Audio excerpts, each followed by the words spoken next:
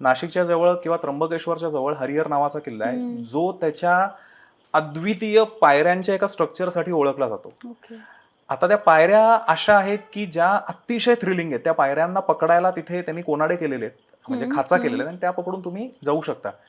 पण गंमत अशी आहे, हरिहरचा कोविडच्या नंतरचा जो काउंट आहे किंवा त्या पायऱ्यांची जी कपॅसिटी आहे लोकांना सामावून घेण्याची, ज्याला आपण कॅरिंग कपॅसिटी म्हणतो, त्या कॅरिंग कपॅसिटीला ओव्हरलोड करून लोक तिथे जातात.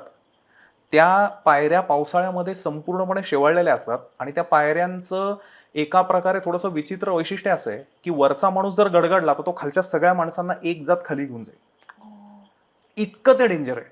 त्याच्यामुळे तो हरिहर किल्ला पावसाळ्यात जाण्यासारखा आहे का, तर याचं काय म्हणतात आपण जरा संदिग्ध उत्तर आहे, किंवा ज्याला आपण म्हणून मिश्र पद्धतीचं उत्तर आहे. तुम्ही एक्सपिरियन्स्ड असाल, तुम्हाला जर आधी अशा मोहिमांचा अनुभव आहे, तर तुम्ही पावसाळ्यात जाऊ शकता, कारण तुम्ही तयार असता.